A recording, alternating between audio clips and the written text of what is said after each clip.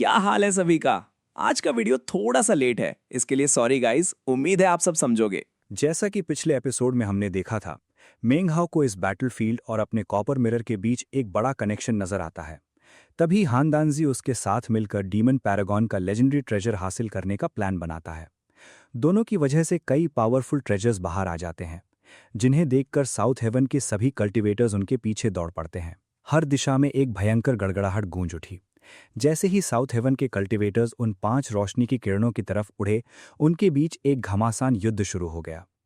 हवा में जादुई तकनीकों और दिव्य शक्तियों के टकराने की आवाजें गूंज रही थीं, जिसमें गुस्से भरी दहाड़ और ठंडी सांसें भी शामिल थीं। एक चिंगारी के जलने और बुझने जितने छोटे से समय में उन 5 अनमोल खजानों को आपस में बांट लिया गया था। हान दानजी ने हवा में ऊपर देखा और फिर सभी से अपनी बात कही। हान दानजी ने बोला, मेरे साथी डाविस्ट्स, वो 5 अनमोल खजाने फेलो डाविस्ट मैंग और मेरी संयुक्त कोशिश से बाहर आए थे। आप लोगों का इस तरह से बर्ताव करना थोड़ा अनुचित है। अब तक ऊपर आसमान में उड़ते हुए साउथ हेवन के कल्टिवेटर्स का ध्यान नीचे खड़े मेंघाओ और हानदानजी पर जा चुका था। हानदानजी ने बोला, अगर आप लोग रुचि रखते हैं मेरे साथी डाविस्ट्स, तो हम सब मिलकर इस जगह छुपे हुए सबसे महान खजानों को खोलने के लिए एक साथ काम कर सकते हैं। हम उन्हें एक साथ बाहर निकाल सकते हैं। क्या ख्याल है साथी डाविस्ट्स? हानदानजी के चेहरे पर एक मुस्कान थी, पर उसकी आंखों के भीतर एक अजीब न दिखने वाली चमक थी। अपनी आंखों के कोने से वो मेंघाओ को बहुत ध्यान से देख रहा था। ऐसा इसलिए था क्योंकि उसने बोलने से पहले मेंघाओ से कोई सलाह नहीं ली थी और उसका अभी का प्रस्ताव उसकी पिछली दी गई एक्सप्लेनेशन से बिल्कुल मेल नहीं खाता था। ये बात बिल्कुल साफ थी कि उसे अब सिर्फ मेंघाओ की अकेले मदद नहीं चाहिए थी, बल्कि लगभग सभी साउथ हेवन कल्टिवेटर्स के संयुक्त सहयोग की जरूरत थी। इस वक्त हानदानजी मेंघाओ के चेहरे के भाव पढ़ने में पूरी तरह असमर्थ था। शुरुआत से लेकर इस पल तक मेंघाओ के चेहरे पर कोई बदलाव नहीं आया था। मेंघाओ जितना इस तरह से व्यवहार करता, हानदानजी को खुद पर उतना ही संदेह होने लगता था। उसने मेंघाओ को जिस मुख्य कारण से चुना था, वो उसकी कल्टीवेशन ताकत थी। सिर्फ वो अकेला नहीं था जो मेंघाओ को इस नजरिए से देखता था। हालांकि कोई इस बात को मानने के लिए तैयार नहीं था, पर उनमें से ज्यादातर लोगों ने पहले ही ये मान लिया था कि मेंघाओ के पास इस पूरे समूह में सबसे ताकतवर कल्टीवेशन ऊर्जा है। इसलिए मेंघाओ का उसके साथ खड़े होना हानदानजी की बातों को और भी प्रभावशाली बना रहा था। आखिरकार जब कोई बड़ा एक्सपर्ट किसी तरह की साजिश रचता है, तो वो किसी भी हाल में कोई छोटी योजना नहीं होती। हवा में ऊपर बाकी कल्टिवेटर्स की आंखें चमकीं, पर किसी ने कुछ नहीं कहा। हालांकि ये सभी लोग पहले मेंघाओ के द्वारा ठगे जा चुके थे, पर वो परिस्थितियों के कारण था। इस वक्त उनका उत्तेजित न होना असंभव था। बेशक बाहरी दुनिया में इस समूह के किसी भी एक शख्स को अत्यधिक बुद्धिमान माना जा सकता है। इस वजह से उन्होंने हानदानजी की बताई हुई बातों का सिर्फ 1/3 हिस्सा ही सच माना। तभी फांगयू अचानक बोल पड़ी। फांगयू ने बोला, अगर कोई कीमती खजाना सामने आता है तो हम उसे आपस में कैसे बांटेंगे? हानदानजी ने ऐसी दृढ़ता के साथ जवाब दिया जो लोहे और कीलों को भी काट दे। मुझे एक दाव की कसम है, मैं अपने कल्टीवेशन के दिल पर वचन देता हूं। इस बात से कोई फर्क नहीं पड़ता कि कितने अनमोल खजाने बाहर आते हैं। मुझे सिर्फ और सिर्फ एक आग का गोला चाहिए। उसने पूरी गंभीरता से अपनी बात जारी रखी। उसके शब्द किसी सुनहरे घंटे की आवाज की तरह गूंज रहे थे। हानदानजी ने बोला, इसके अलावा अगर मैं अपनी कसम तोड़ता हूं, अगर मैं अपनी बात से मुकरता हूं, तो ये न सिर्फ मेरे कल्टीवेशन के रास्ते को नष्ट कर देगा, बल्कि मुझे साउथ हेवन की जमीनों में आपके किसी भी विभिन्न संप्रदायों और वंशों में कभी कोई सुरक्षित शरण नहीं मिलेगी। हवा में ऊपर मौजूद साउथ हेवन के कल्टिवेटर ने सोच विचार करते हुए देखा। दरअसल बात बिल्कुल वैसी ही थी जैसा हानदानजी ने कहा था। हालांकि उनकी कल्टीवेशन ताकत बहुत ज्यादा ऊंची नहीं थी, पर उन सब के पीछे उनके संप्रदायों और कबीलों का बड़ा हाथ था, जिन्हें बड़ी शक्तियां माना जा सकता था। इसलिए किसी हद तक उन्हें हानदानजी के अपने वचन से मुकरने की बिल्कुल चिंता नहीं थी। सबने एक दूसरे की तरफ देखा। हर किसी के अलग अलग विचार थे, पर जाहिर सी बात है वो आसानी से दूसरों को अपने चेहरे के भाव से ये देखने नहीं दे सकते थे। धीरे धीरे सबकी निगाहें मेंघाओ पर आकर टिक गईं। मेंघाओ ने ठंडे दिमाग से अपनी बात रखी। मुझे भी बस दाव की कसम के रूप में एक वचन चाहिए। शुरुआत में तो वहां बिल्कुल शांति छा गई, पर एक पल के बाद जी क्लैन के सदस्य जमीन की सतह की तरफ उड़कर नीचे आने लगे। उनके बाद फांगयू थीं, फिर दक्षिणी क्षेत्र और उत्तरी इलाकों से बाकी कल्टिवेटर्स भी नीचे आए। जैसे जैसे वो पास आ रहे थे, उनकी आंखें चमक रही थीं। हालांकि वहां मौजूद हर एक साउथ हेवन कल्टिवेटर आगे नहीं आया। जू किंग और कुछ बाकी लोग वहां उपस्थित नहीं थे। हानदानजी मुस्कुराया और फिर उसने सबको समझाना शुरू किया कि पिछले इलाके की तरफ कैसे बढ़ना है। जब वो सबके आने का इंतजार कर रहे थे, तब हंदांसी ने अपने हाथ जोड़े और माफी मांगने के अंदाज में मेंग हाओ के सामने झुका। उसने बहुत ही सच्ची और नरम आवाज में कहा। हंदांजी ने बोला, फेलो डाओइस्ट मेंग, बात यह नहीं है कि मैंने अपना मन बदल लिया। जैसे कि आप साफ देख सकते हैं, सिर्फ हमारी शक्ति के भरोसे उन कीमती खजानों को बाहर निकाल पाना मुश्किल होगा। दूसरों के साथ ताकत मिलाकर ही हम कामयाब हो पाएंगे। मुझे उम्मीद है आप मुझे माफ कर देंगे। वो एक बार फिर से गहराई से झुका। उसके बाद उसने अपना दाहिना हाथ ऊपर उठाया, जिसमें एक ड्रैगन के आकार का जेट का टुकड़ा देखा जा सकता था। हंदांजी ने बोला, मुझे ये जेट का लॉकेट कुछ समय पहले मिला था, जिसे एक बेहतरीन खजाना माना जा सकता है। ये एक विशाल ड्रैगन को बुला सकता है, जो अपने अंदर से एक पूरा समंदर उगल देता है। फेलो डाओइस्ट मेंग, कृपया इसे मेरी माफी के प्रतीक के रूप में स्वीकार करें। ये कहते ही उसने उस जेट को हवा में तैराते हुए मेंग हाओ की तरफ भेज दिया। मेंग हाओ का चेहरा बिल्कुल भावहीन था जब उसने पहले उस जेट को ध्यान से देखा और फिर उसे अपनी दिव्य दृष्टि से स्कैन किया। उसमें ऐसी कोई शक करने वाली बात नहीं दिख रही थी, इसलिए उसने आराम से अपनी बाजू लहराई और उसको अपने पास रख लिया। मेंग हाओ ने बोला, शुक्रिया फेलो डाओइस्ट हंदांजी। हंदांजी बड़े आराम से देख रहा था जब मेंग हाओ ने वो तोहफा स्वीकार किया। अंदर ही अंदर उसको थोड़ा शक हो रहा था। मेंग हाओ का पूरी तरह से बिना भाव वाला बर्ताव उसके लिए अपने खयानों को सीधा रख पाना मुश्किल कर रहा था।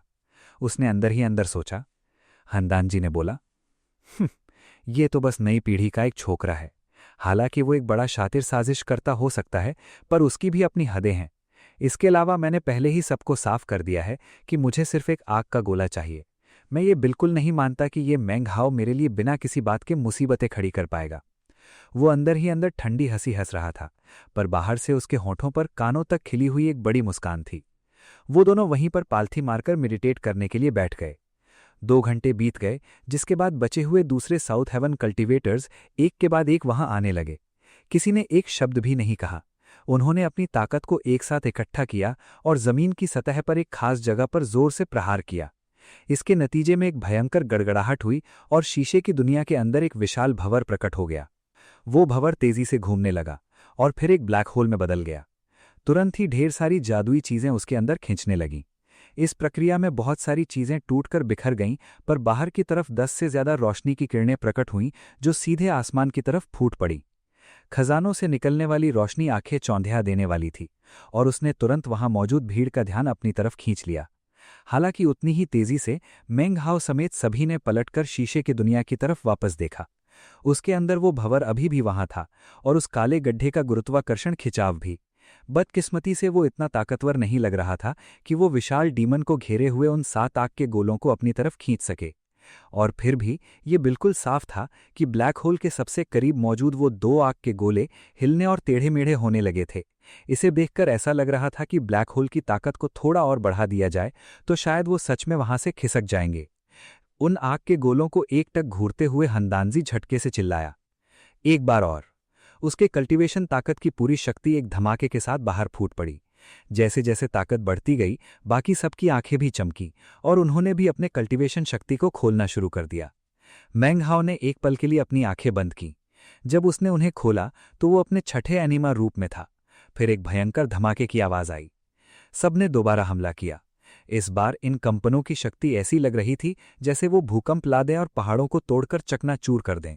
शीशे की दुनिया के अंदर एक विशाल भंवर उभरा, जो पहले से कहीं ज्यादा बड़ा था। उसके बाद जादुई तरीके से जो ब्लैक होल बन गया, उसने अपने सबसे पास मौजूद 2 आग के गोलों को भयंकर तरीके से हिलने और टूटे फूटे रूप में आने लगे। आखिरकार उन गोलों ने आगे बढ़ना शुरू कर दिया। जैसे ही गोले खिसके, सब कुछ धुंधला पड़ गया और एक अनमोल खजाने का शानदार प्रभाव ब्लैक होल के अंदर बहने लगा और फिर वहां से बाहर की दुनिया में छूट गया। हवा में एक बिजली जैसी दहाड़ गूंजी और जैसे ही उन सब ने इस प्रभाव को महसूस किया, हर कोई पूरी तरह से दंग रह गया। इस ऊर्जा की तीव्रता ऐसी थी कि ऐसा लग रहा था कि ये इमॉर्टल्स का भी अस्तित्व मिटा दे। मेंग हाओ की आंखों की पुतलियां सिकुड़ गईं। वो शक्ति जो वो उन 7 रोशनी के गोलों के अंदर पड़ी लकड़ी की तलवारों से महसूस कर रहा था, वो उसकी जादुई थैली में रखी लकड़ी की तलवारों की शक्ति से कहीं कहीं ज्यादा थी। हालांकि ये भी साफ था कि वो दोनों बिल्कुल एक ही जैसी थीं। अब हान डेंजी को कुछ और कहने की जरूरत ही नहीं थी। साउथ हेवन कल्टीवेटर्स की आंखों में एक लालच और तीव्र चाहत की चमक दिखाई दी, और उन्होंने एक बार फिर से अपनी सबसे शक्तिशाली दिव्य ताकतों और जादुई तकनीकों के साथ अपने कल्टीवेशन शक्ति को बाहर निकाल दिया। और जहां तक हान डेंजी की बात थी, उसने एक गहरी सांस ली। उसके अंदर मौजूद शैतानी हदें पार करती हुई डिमोनिक की, जिसे सिर्फ मेंग हाओ ही महसूस कर सकता था, अचानक उसके अंदर एक कल्टीवेटर की हिलती डुलती ऊर्जाओं को दबाकर उस पर हावी हो गई। ऐसा लग रहा था जैसे वो अभी अभी सच में एक डीमन बन गया हो।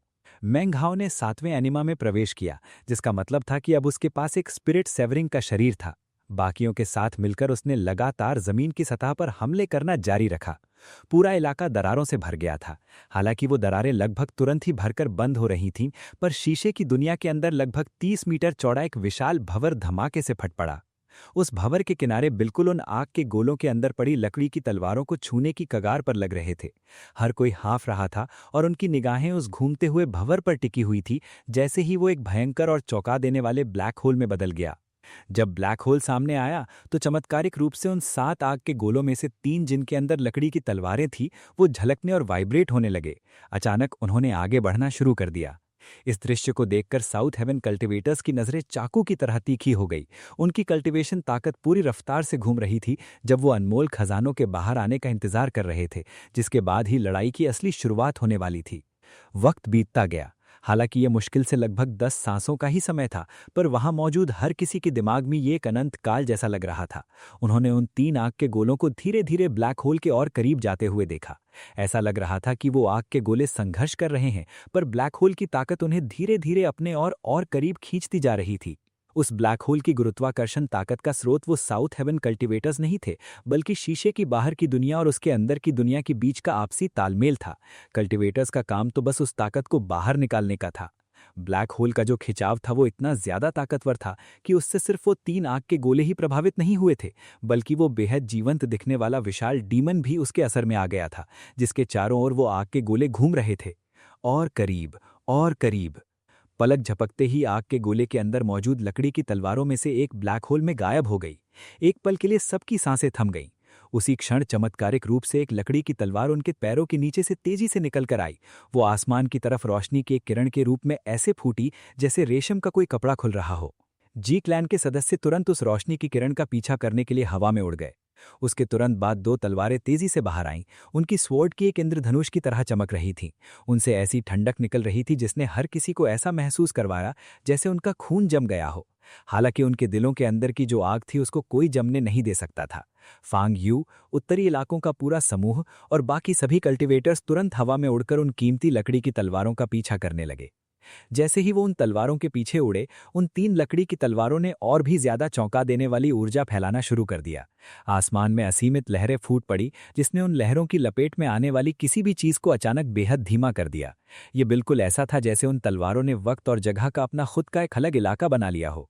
मेंग हाओ तुरंत उन 3 लकड़ी की तलवारों के पीछे ऊपर उड़ा और हान डेंजी ने भी उसका पीछा किया। ऐसा लग रहा था कि वो दोनों तलवारों को हासिल करने के लिए आपस में लड़ाई शुरू कर देंगे। हालांकि बात कुछ और ही निकली। हान डेंजी सिर्फ ऊपर जाने का नाटक कर रहा था। वो लगभग तुरंत ही वापस नीचे की तरफ डूब गया। जैसे ही बाकी सब लोग अनमोल खजानों के पीछे भागे, उसने जमीन पर लेटकर अपने आप को झुका लिया। अपनी जीभ काटकर उसने मुंह भर के खून थूका। वो खून तुरंत एक पतली सी धारा में बदल गया, जो शीशे की दुनिया में मौजूद ब्लैक होल की तरफ आगे बढ़ने लगी। वो शीशे की दुनिया के ब्लैक होल से होकर गुजरी और फिर उस विशाल डीमन के जिस्म के पास पहुंच गई, जो ब्लैक होल की तरफ खींचा जा रहा था। जमीन पर पड़े हुए उसने पुकार लगाई। हान डेंजी ने बोला, पूर्वज आत्मा, आपकी इस नई पीढ़ी के वंशज आपको भूले नहीं हैं। मैं आज यहाँ आपकी ताकत को इस दुनिया में वापस स्वागत करने आया हूँ। जैसे ही उसके शब्द हवा में गूंजे, उस विशाल डीमन की आंखों में एक चमक आई जिसमें समझदारी का आभास था। उसने खून की उस धारा को अपने शरीर के चारों ओर घूमने दिया, फिर कसने दिया, और उस धारा ने उसे धीरे धीरे ब्लैक होल की तरफ घसीटना शुरू कर दिया। हर एक चीज भयंकर तरीके से कांपने लगी और धमाके की आवाजें पूरी हवा को भर गईं। अचानक हान डेंजी के ठीक सामने एक विशाल भंवर उभर कर आ गया, जो हजारों मीटर चौड़ा था। उस भंवर के अंदर से एक अजीब और डरावनी शैतानी आवाज निकली। ये आवाज ऐसी लग रही थी जैसे लोग एक ही वक्त में रो और हंस रहे हों। तभी अचानक एक विशाल सर, जो पूरे 300 मीटर बड़ा था, नीचे की उस पानी जैसी सतह वाली दुनिया के अंदर से ऊपर उठने लगा। शैतानी डेमोनिक की एक भयंकर विस्फोट के साथ सीधे आसमान में छा गई। उस विशाल 300 मीटर बड़े सर पर जगह जगह बिखरे हुए बाल देखे जा सकते थे और उसके साथ 3 बिल्कुल काले सींग भी थे। उसका रंग मौत की तरह भूरा था और उसकी चमड़ी पर झुर्रियां भरी हुई थीं। उसके चेहरे की बनावट थोड़ी थोड़ी एक इंसान जैसी थी, पर उससे भी ज्यादा वो किसी शेर की तरह लग रहा था। उसमें से एक बेहद डरावनी और प्राचीन ऊर्जा निकल रही थी। जैसे ही वो प्रकट हुआ, उसकी वो ऊर्जा पूरे फोर्थ प्लेन में फैल गई और पूरी जगह भयंकर तरीके से कांपने लगी। एक विशाल भंवर जो हजारों मीटर चौड़ा था, उस पूरे इलाके के चारों तरफ घूमने लगा। भयंकर गड़गड़ाहट के बीच एक पागल कर देने वाली तेज हवा उस पूरी जगह पर छा गई, जिसने हर एक चीज को हिलाकर रख दिया। हान दानजी उस विशाल सर के ठीक नीचे जमीन पर लेटकर झुक गया। उसके चेहरे पर अब एक अलग ही उत्साह था। अब उसका रूप बदल रहा था और वो बिल्कुल भी एक इंसान जैसा नहीं लग रहा था।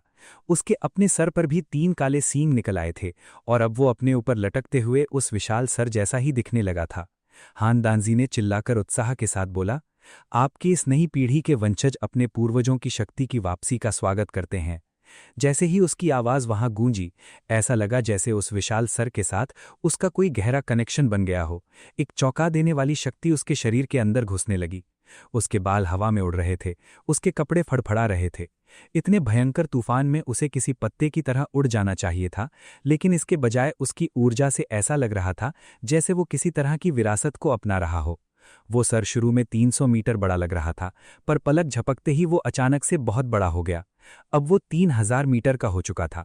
बस एक सांस के वक्त के बाद वो वापस 300 मीटर पर आ गया। वो किसी भूत की परछाइयों की तरह थे जो उस दुनिया को टेढ़ा मेढ़ा कर रहे थे। आसमान की तरफ एक भयंकर गड़गड़ाहट उठने लगी। हवा में ऊपर मौजूद भीड़ जो उन लकड़ी की तलवारों का पीछा कर रही थी, उन्हें उन अनमोल खजानों के लिए लड़ने का मौका तक नहीं मिला, क्योंकि जो नज़ारा उनके सामने हो रहा था उसने उन सबके होश उड़ा दिए थे। पागल हवाएं तूफान का रूप ले चुकी थीं और हर चीज को बहाकर ले जा रही थीं। ऊपर हवा में मौजूद सभी लोग चक्कर खाते हुए अपना संतुलन खो बैठे थे और उनके चेहरों पर ऐसी हैरानी थी जो पहले किसी ने नहीं देखी थी। एक शख्स ने डर के मारे बोला, ये आखिर कौन सी चीज है? दूसरे शख्स ने गुस्से और डर से कहा, सत्यानाश, ये सच में उस शीशे के अंदर से एक ग्रेटर डीमन को आजाद करने की कोशिश कर रहा है। तीसरे ने घबराते हुए बोला, क्या ये डीमन उस शीशे की दुनिया की 3 सबसे बड़ी ताकतों में से एक नहीं है? ये आखिर है कौन? हैरत में पड़कर हर कोई पीछे हटने लगा। जमीन पर मौजूद बाकी सभी कल्टीवेटर्स जो इस बीच के इलाके की घटनाओं में हिस्सा नहीं ले रहे थे, जिसमें शूजिंग भी शामिल थी, सब के सब बुरी तरह चौंक गए थे। वो भी इस भयंकर खिंचाव में फंसे बिना नहीं रह सके। वो रोशनी की किरणों में बदल गए जो हवा में तेजी से उड़ रही थीं। मैंगहाओ की आंखें चमक उठीं जब उसने अपने 7th एनिमा रूप में एक स्पिरिट सेवरिंग शरीर और 64 ग्रेट सर्कल नेसेंट सोल्स की कल्टीवेशन ताकत के साथ हवा में तैर रहा था। उस ताकत के दम पर हालांकि वो थोड़ा डगमगा रहा था, लेकिन फिर भी वो इस भंवर और भयंकर तूफान के बीच अपनी जगह पर रुका रहा और उसने अपना संतुलन बनाए रखा। जैसे ही उसने जमीन की तरफ देखा, उसकी आंखें थोड़ी सिकुड़ गईं। वो जानता था कि हान दानजी कोई ना कोई साजिश रचा रहा है, लेकिन उसने कभी सपने में भी नहीं सोचा था कि उसका प्लान इतना भयंकर और चौंका देने वाला होगा। उसी समय उस विशाल भंवर में से कान फाड़ देने वाली एक दहाड़ गूंजी। ये आवाज कहीं और से नहीं, बल्कि उसी विशाल सर से आ रही थी जो उस शीशे की दुनिया से बाहर निकल रहा था। वो आवाज बादलों की गरज की तरह आगे पीछे गूंज रही थी। उस दहाड़ की वजह से हर किसी को, यहां तक कि दूर खड़े कल्टीवेटर्स के मुंह से भी खून निकल आया। हान दानजी पर इसका कोई असर नहीं हुआ और मैंगहाओ का चेहरा बस थोड़ा पीला पड़ गया था। इन दोनों को छोड़कर वहां मौजूद हर किसी का दिमाग चकराने लगा, जैसे वो किसी ऐसे भ्रम में फंस गया हो जो कभी खत्म नहीं होगा। अब तक उस ग्रेटर डीमन का सर 70% से ज्यादा बाहर आ चुका था। उसकी नाक दिख रही थी और उसके चेहरे की बनावट अब बिल्कुल साफ थी। उसके चेहरे पर एक बहुत ही विशाल और खौफनाक दिखने वाला जख्म कुरेद कर बनाया गया था। कोई भी अगर भूल से भी उस ग्रेटर डीमन की तरफ देख लेता तो उसे तुरंत ऐसा महसूस होता जैसे उसका दिमाग उसके अंदर खिंचा जा रहा हो। इससे पहले कि उन्हें कुछ समझ आता, डर और खौफ की लहरें उनके पूरे शरीर में दौड़ने लगती थीं। शैतानी डेमोनिक की वहां एक भयंकर विस्फोट के साथ ऊपर उठी और उसने पूरे इलाके को भर दिया। ये अपने आप में बेहद ताकतवर थी। पलक झपको ही इस ताकतवर डेमोनिक की ने आसमान और जमीन की बाकी सारी शक्तियों को उस जगह से बाहर निकाल फेंका और अचानक से वो पूरी दुनिया एक डीमन की दुनिया बन गई। हान दानजी कांप उठा। उसके चेहरे पर अब एक अलग ही जुनून जल रहा था। उसके शरीर में जो बदलाव आ रहे थे वो बहुत तेजी से लगातार बढ़ते जा रहे थे। उसकी ऊर्जा में एक जोरदार विस्फोट हुआ और उस विशाल सर के साथ उसका कनेक्शन और भी ज्यादा मुकम्मल होता जा रहा था। ठीक उसी वक्त आसमान और जमीन की वो सारी ताकत जो डेमोनिक की नहीं थी, वो सब दुनिया के ऊपरी हिस्से की तरफ तेजी से बढ़ने लगी, जो और कुछ नहीं बल्कि वही गहरी सुरंग थी जिसके जरिए हर कोई इस जगह तक पहुंचा था। जैसे ही वो ऊर्जा उस सुरंग के अंदर घुसी, एक जोर की गड़गड़ाहट सुनाई दी। सुरंग के अंदर मौजूद अनगिनत बेलें देखते ही देखते सूख गईं। वो बिना कोई नमो निशान छोड़े गायब हो गईं, क्योंकि बाहर फेंकी गई आसमान और जमीन की शक्ति बाहरी दुनिया में तेजी से फूट पड़ी। अगर कोई उस गहरे गड्ढे के बाहर खड़ा होकर देखता तो उसे की का एक दमकदार खंबा दिखता जो आसमान की तरफ फूट कर निकल रहा था। उसके बाद ऊर्जा की लहरें एक के बाद एक सभी दिशाओं में फैल गईं, जो हर चीज को अपने साथ बहा ले गईं। हालांकि फोर्थ प्लेन के अंदर ये सब बस शुरू ही हुआ था, पर यह अंदाजा लगाना बहुत आसान था कि उस शीशे की दुनिया से उस ग्रेटर डीमन के बाहर आने से कितनी तेजी से सब कुछ बदल रहा था। जब ये बदलाव पूरा हो जाता, तब अंदर मौजूद बाकी सब लोग या तो मर जाते या फिर उस डिमोनिक की के द्वारा पूरी तरह से बदल दिए जाते। उनकी आत्माएं बदल जाती और उनकी कल्टीवेशन शक्ति जड़ से बदल जाती। वो अब कल्टीवेटर्स नहीं बल्कि डीमंस बन जाते। मेंगहाओ का चेहरा पल भर के लिए कांप उठा जब उसने ऊपर आसमान में साउथ हेवन के सभी लोगों को देखा। भंवर और भी तेजी से घूम रहा था और जैसे जैसे ये हो रहा था, हर कोई बेहोशी की हालत में जा रहा था।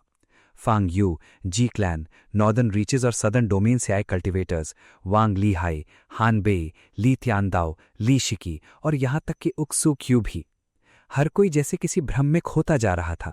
उनके चेहरे अजीब तरीके से टेढ़े हो गए थे और उनके दांत आपस में भिंचते जा रहे थे। बीच बीच में वो किसी शैतान की तरह ठंडी हंसी हंस रहे थे और दूसरे ही पल उनके चेहरे पर कोई भाव नहीं बचता। ये नज़ारा इंतहा दर्जे का अजीब और डरावना था। डिमोनिक की उनके शरीरों के चारों तरफ इकट्ठा हो रही थी, जो बिल्कुल साफ तौर पर उनके अंदर धोखे भरे बदलाव लाने की शुरुआत कर रही थी। हान डांजी जमीन पर लेटकर लगातार झुकता रहा और उसने बोला, 3 संतों की भूमि, पूर्वज की शक्ति वापस आ गई है और ये विरासत सिर्फ मेरे लिए, हान डांजी के लिए है। यहां मौजूद हर एक शख्स मेरी बलि की चीजें हैं। उनके जिस्म बदल दिए जाएंगे, उनकी आत्माएं निगल ली जाएंगी। अगर वो इस प्रक्रिया में मरे नहीं तो वो आगे से कल्टीवेटर्स नहीं बल्कि डीमंस कहलाएंगे। वो मेरे डीमन फौज बन जाएंगे और मेरे साथ मिलकर चलेंगे जब मैं पूर्वज की ताकत से आसमान के साथ युद्ध करूंगा। उसके शब्द उस भंवर के बीच से गूंजते रहे जबकि वो जुनून में कांप रहा था। ठीक उसी वक्त वो भंवर जो उस ग्रेटर डीमन के सर के चारों तरफ घूम रहा था, अब हजारों मीटर चौड़ा नहीं रहा। वो फिर से फैलना शुरू हुआ, यहां तक कि वो लगभग 3 लाख मीटर चौड़ा हो गया। ये एकदम दिल दहला देने वाला नजारा था। अब तक ये आसानी से देखा जा सकता था कि उसके सर पर सिर्फ एक जख्म नहीं बल्कि 3 जख्म थे। उनमें से एक जख्म बिल्कुल उसके होठों पर लग रहा था, जिसने उस जानवर को कुछ ऐसा बना दिया था कि उसके 2 नहीं बल्कि 4 होठ थे। वहां कुछ और भी साफ देखा जा सकता था, नुकीले काले दांत। इस ग्रेटर डीमन का रूप सच्ची में खतरनाक और हैवानियत की सारी हदें पार करने वाला था। और भी ज्यादा डेमोनिक की इधर उधर घूमने लगी और वो गड़गड़ाहट की आवाजें और भी भयंकर रूप लेती जा रही थीं। मेंगहाओ की आंखें चमक उठी और उसने खुद से बोला, ये सच में प्राचीन डीमन इमॉर्टल संप्रदाय है। केजियोसी मरा नहीं है। यहां जो कुछ भी हो रहा है वो इसको अनदेखा तो नहीं कर सकता। क्या वो ऐसा करेगा? और जिशियांग का क्या? उसका रवैया समझना तो बहुत ही मुश्किल है। तो फिर केजियोसी अभी तक सामने क्यों नहीं आया? खैर, इससे कोई फर्क नहीं पड़ता। मैं अपनी सारी उम्मीदें उस पर नहीं टिका सकता। हालांकि मेंगहाओ दूसरों की ज्यादा परवाह ना करने का चुनाव कर सकता था, पर यहां पर ज्यू किंग मौजूद थी। इसके अलावा बाकी लोगों पर भी उसके बहुत सारे स्पिरिट स्टोन्स उधार थे। अगर कुछ लोग मर जाते तो वो झेल लेता, पर अगर सब के सब मर गए तो ये कुछ ऐसा था जिसे मेंगहाओ किसी भी हाल में नहीं होने देना चाहता था। उसकी आंखों में एक तेज चमक आ गई और उसने एक गहरी सांस ली। उसने पल भर के लिए अपनी आंखें बंद की और फिर दोबारा खोली। जैसे ही उसने अपनी आंखें खोली, मेंगहाओ में प्रवेश किया, सीधे 8th एनिमा में, और एक भयंकर धमाका हुआ। 8th एनिमा के अंदर उसका मांसल शरीर पहले से भी और ज्यादा ताकतवर हो गया। 7th एनिमा में ये स्पिरिट सेवरिंग के स्तर का था, लेकिन 8th एनिमा में ये एक ऐसे खौफनाक लेवल पर पहुंच गया था जिसे बयान नहीं किया जा सकता। उसकी कल्टीवेशन ताकत जोरदार विस्फोट के साथ बाहर आई और इस बार 64 ग्रेट सर्कल नेसेंट सोल्स की शक्ति नहीं बल्कि सीधे 128 सोल्स की शक्ति निकल रही थी। इतनी बेहिसाब और अद्भुत ताकत में वहां बहुत गहरे बदलाव ला दिए। मेंगहाओ अचानक से उस पागल कर देने वाले भंवर के बीचों बीच हवा में प्रकट हुआ, घूमती हवाओं के थपेड़ों का सामना करते हुए।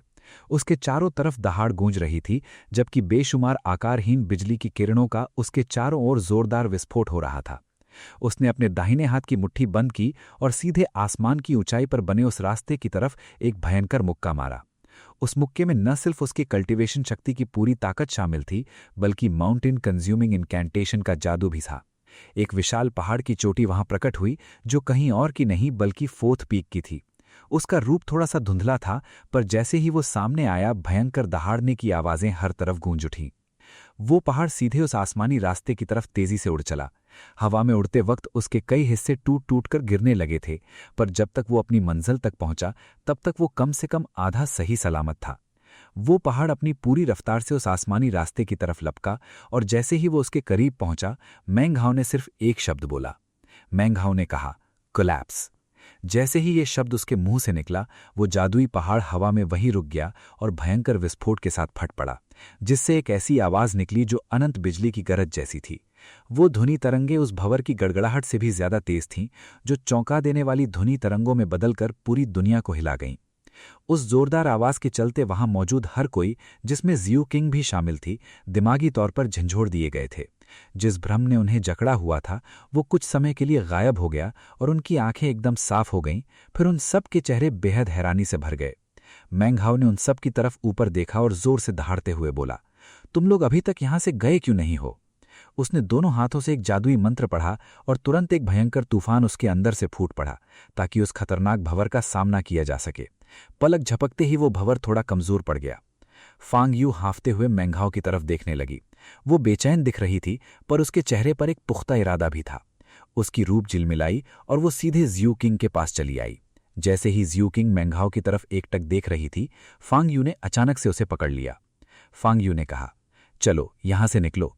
वो तब तक चिंता करना नहीं छोड़ेगा जब तक तुम इस जगह से बाहर नहीं निकल जाती। जियो किंग थोड़ी हिचकिचाई, पर उसने छूटने की कोशिश नहीं की।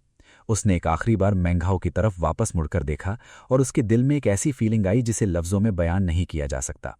उसे रीबर्थ केव के बाहर बिताया गया वो साल याद आ गया। ये नज़ारा बिल्कुल वैसा ही था जिसमें वो मेंग हाओ के किसी काम नहीं आ पा रही थी और उसकी कोई मदद नहीं कर पाई थी। साउथ एंड के कल्टीवेटर्स हैरानी और खौफ में हाँफते हुए उन्होंने ये खतरनाक नज़ारा अपने आंखों के सामने होते हुए देखा। एक के बाद एक उन्होंने अपने ऊपर उस आसमानी रास्ते की तरफ उड़ना शुरू कर दिया। जैसे ही वो हवा चीरते हुए उड़ रहे थे और उस रास्ते में प्रवेश कर रहे थे, उन्हें मेंग हाओ की आवाज़ सुनाई दी। मेंग हाओ ने बोला, मैंने तुम सबकी जान बचाई है, जिसका मतलब है कि तुम पर मेरा उधार है। अगर तुमने मुझे चुकाने की हिम्मत नहीं की तो तुम सब और मेरे बीच का हिसाब कभी पूरा नहीं होगा। जैसे ही हर कोई उस रास्ते के अंदर घुसकर गायब हो गया, बाहर फेंकने वाली ताकत ने उन्हें जोर से ऊपर की तरफ धकेल दिया, जिससे वो ऊपर आसमान में उड़ गए। ठीक उसी पल उस ग्रेटर डीमन का खौफनाक सिर उस शीशे की दुनिया से पूरी तरह से बाहर निकल आया। एक तरफ खड़े होकर हान डांजी ने ऊपर मेंग हाओ को देखा और फिर उन सबको उस आसमानी रास्ते से निकलते हुए एकटक घूरता रहा।